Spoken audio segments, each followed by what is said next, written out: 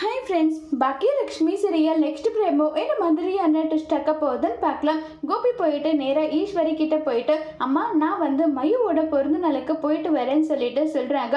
ஏன்னு கோபி, நீ அதுக்கு போய் தான் ஆகணுமா?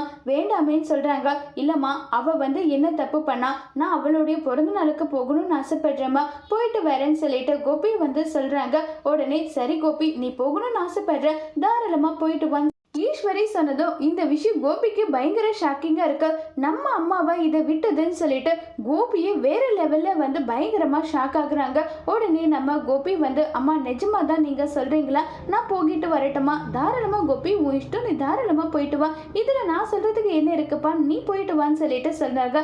இதை கேட்டு ரொம்பவே சந்தோஷப்படுறாங்க. கோபி தேங்க்யூம்மா, நீங்கள் இப்படி சொல்லுவீங்க நான் நினச்சி கூட பார்க்கல, ரொம்பவே சந்தோஷமாக இருக்குன்னு சொல்லிட்டு பயங்கர ஹாப்பியாக கோபி அங்கேருந்து கிளம்பி போகும்போது உடனே நம்மளுடைய ஈஸ்வரிக்கு நெஞ்சு வலிக்கிற மாதிரி ஆக்ட் பண்றாங்க. உடனே கோபி பதறி போயிட்டு, அம்மா என்னாச்சு உங்களுக்கு, நெஞ்சு வலிக்குதான்னு சொல்லிட்டு கோபி பதறி போறாங்க.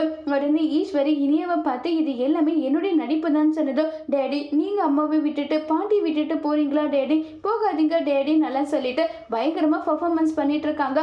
கோபியும் போகாம நின்றுறாங்க.